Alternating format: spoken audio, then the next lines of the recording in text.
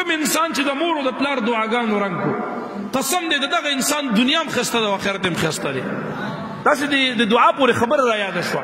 دعا په خپله باندې اخلئ، خاص کر د مور او پلار نه. بعضې ازاریان داسې وي دي ځوانانو کې چې د مور او د پلار له ازارئ ډېر ترې ناراض وي. مور او پلار په کور کې د مور او د پلار له همیش دپاره ازار کړي. دا خبرې لږ د زړه په توجه په غور سره اورئ. هلکانو کې ډېر داسې شته چې هغوی د خپل مور پلار له ازارئ او د کور نه بهر وځي او اکثر ته پردی مشر وي هسې ورسره لږ ټیټ پاسي ورته یاره جي دعا راته کوه، او کله استاد جي له لاړ شي استاد جي دعا راته کوه، او کله پیر صاحب له لاړ شي پیر یار قربان دعا راته کوه. مور پلار له ته ازار دی. دغه بچې به چرې هم د ښې ورځې مخ ونه ګوري. تا دپاره دومره عظیم نعمت په دې کور کې موجود دی چې قسم دې ستا دنیا هم دا ده او ستا آخرت هم دا دی، خو ته قدر وپېژنه. مور او د پلار غوندې نعمت دا چېرته میلاویږي؟ نبي علیه السلام مبارک یو حدیث کې فرمایي الکبائر، غټ ګناهونه چې دي، په غټو ګناهونو کې اول نمبر مبارک فرمایي الاشراک بالله، په الله پورې شرک کول. د تمامو غټو ګناهونو نه لویه ګناه د خدای تعالی په ذات پورې شرک کول دی. دا ډېره غټه ګناه ده. بیا مبارک فرمایي د شرک نه بعد غټه ګناه چې ده وعقوق الوالدین، د مور او د پلار نافرمانی ده. د الله محبوب فرمایي شرک پسې غټه ګناه هغه د مور او د پلار نافرمانی ده. مور او د پلار نافرمانی مه کوه، ځکه چې د چا نه مور او پلار خفه وي او دې نافرمانی کوي، قسم دی ګورې د دې بچي نه فرض قبلیږي نه نفل قبلیږي. که خدای راضي کې د دې مور پلار زړه خوشحاله ساته. ګوره دلته درته یو خبره بله کومه، دا مور پلار هغه نعمت دی. نبي علیه السلام فرمایي مبارک فرمایي وی د پلار په رضا کې د الله رضا ده او د پلار په خفګان کې د الله خفګان دی. ګوره د پلار دې مقام ته خو لږ ګوره، که ته رب خوشحالې اول د پلار خوشحاله که، او که ته رب ناراضه کې بس د پلار ناراضه که تا نه رب په خپله ناراضه شو. سوچ کولی ته د پلار څومره عظیم مقام دی.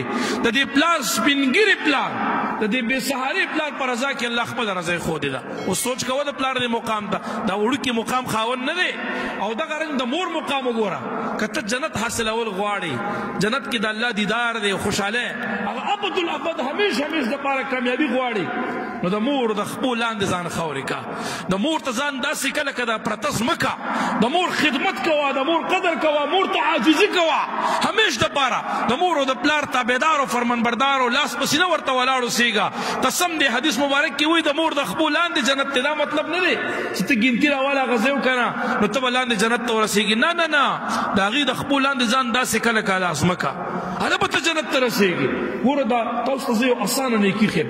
په یو سیکنډ کې د تمامو نیکونه غټه نیکي درته ښایم، بې مشقته نیکي درته ښایم. هغه کومه یو ده؟ نیکۍ ډېرې دي. یوه نیکي دا ده، د الله محبوب په هغه رښتینې زبان فرمایي کوم انسان چې د مور او پلار مخ ته یو ځل د رحمت په نظر باندې د مینې په نظر باندې وګوري، قسم دی د یو قبول شوي حج ثواب ورته الله ورنصیب ګرځوي. یاد ساته مبارک څه فرمایي؟ د یو قبول شوي حج ثواب درته الله درکوي. اوس لږ ځان سره سوچ وکړه، په تمامو اسلامي اعمالو کې د ټولو نه سخترین عمل او عبادت هغه حج دی. په دې وخت کې چې 7 लाख روپۍ کم از کم ستا په حج باندې لګي، څلوېښت ورځې څومره تکلیف باندې تېرېد. او تاسو سوچ وکړئ چې هغه 15 ورځې د حج څومره سخترینې ورځې دي چې انسان حج له لاړ شي، او بیا ته هغه حج ادا کړي او بیا دومره تکلیف او مشقت برداشت کړي، ته دلته راشي خدای خبر چې حج دې قبول دی که نه دی قبول. سوچ کوه. او دا حج دومره اهم عبادت دی چې په ټول عمر کې صرف یو ځل فرض دی. یو سړی هر څومره مالدار دی، عرب پتی دی، بس د باندې یو حج فرض دی. یو حج ادا کو بیا پې حج نشته، بس ټول عمر کې یو ځل. روژه په کال په کال تا باندې راځي، زکات کال په کال تا باندې راځي، مونځ د ورځې 5 ټیمه تا باندې راځي، جهاد در باندې ډېر کرته فرض کېدی شي. کله کافر حمله په مسلمان باندې کوي، تا باندې جهاد فرض ګرځېږي. مثال له خبرې ویم، خو حج داسې عبادت دی چې په ټول عمر کې یو ځل فرض دی، او څومره مشقت دی پکې، څومره غټ مال پې ستا لګي، څومره تکلیف او زحمت به ته تېرې د هغې دپاره، او بیا هم پته نه لګي چې دا قبول دی او که نه دی قبول. او د هغه حج برابر ثواب تا ته الله په څه کې ایښی دی؟ د مور پلار مخ ته یو سیکنډ ستا نه لګي. ته د دې بوډا سپینګیري پلار او د دې سپین سرې بوډۍ مور دې مخ ته یو ځل په مینه باندې وګوره، یو سیکنډ ټایم دې پې نه لګي، او قسم دې تعالی په دې الله تعالی د یو قبول شوي حج ثواب در نصیب ګرځوي. یاد ساته. لږ ځان سره سوچ وکړه. اوس دلته یو خبره ده تاسو بل هم کومه، که یو سړی ورته 10 ځل ګوري نو حدیث کې وی د 10 حجونو ثواب ملاویږي که د ورځې ورته سل کرته ګورې تعالی د 100 حجونو ثواب ملاویږي. اوس یو خبره درته دلته بله کوم هغه دا ده چې ګوره ته د مور پلار خدمت هم نه کې احسان هم ورسره نه کې هېڅ هم ورسره نه دي کړي صرف تو هغه ناست ته ورته صرف ګورو نو دومره اجر دی په دې کتو کې ورته چې تا ته الله تعالی د قبول شوي حج ثواب درکوي. اوس چې یو سړی د دې مور پلار ګوري ورته خدمت هم کوي ګوري ورته عزت هم کوي ګوري ورته احسان هم ورسره کېدله به خدای اجر ورکوي که نه به ورکوي؟ جواب را نه گئی څومره اجر به خدای ورکوي چې په دې تش کتو کې تعالی دومره اجر درکوي نو چې تی خدمت کې تی عزت کې تو ورسره احسان کې تی خبره مني تعالی به خدای څومره اجر درکوي. د دې مور او د پلار قدر وپېژنئ. حدیث مبارک کې دا دومره لوی اجر چې ښودلی شوی دا په څه باندې صرف د مور پلار مخ ته کتو باندې د پیر استاد په مخ کتو کې دومره اجر نشته چې څومره د مور پلار د مخ په کتو کې دی.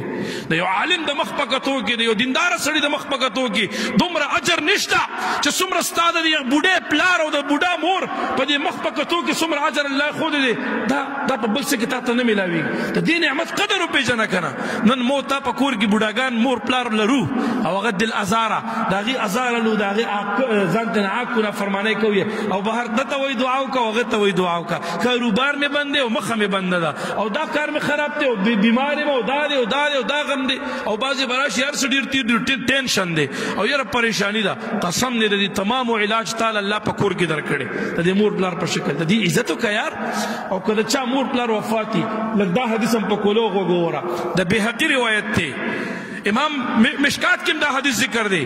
نبی علیہ السلام فرمای ابي هريره رضی الله تعالی عنہ دا حدیث راوی دی الله محبوب فرمای چې د چا مور او پلار دواړه وفات یا په دې دواړو کې یو وفات او دا بچی د دې مور پلار قبر له جمعې په ورځ باندې راشي د جمعې په ورځ د مور او پلار قبر له راشي قسم دې مبارک فرمای د دې مور او د پلار د قبر په لیدو باندې او د زیارت کولو باندې دې بچی ته الله تعالی مخکینه تمامه ګناه معاف وګرځول. یاد ساته سوچ خو کنا که په جون کې دا نعمت نه وي بس د مرګ ته ول قبر لراغي خو د جمعې په ورځ باندې حدیث د مشکات دی حدیث د بهقي دی مبارک فرمایي چې د جمعې په ورځ ول راغی نو دومره عظیم نعمت دی د مور پلار که د مور پلار مخ ښکاري او قبر د ښکاري او قبر ته ودرېږي دعا دې وکړه قسم دې د الله محبوب فرمایي مخکینه تمامه ګناه خدای معاف کا او ته الله تعالی د نیکانو په ډله کې شمار او حساب وګرځول. یاد ساته یاره څومره عظیم نعمت دی د مور او پلار د دین دعا والی. ما دا خبره تر دعا پورې کوله.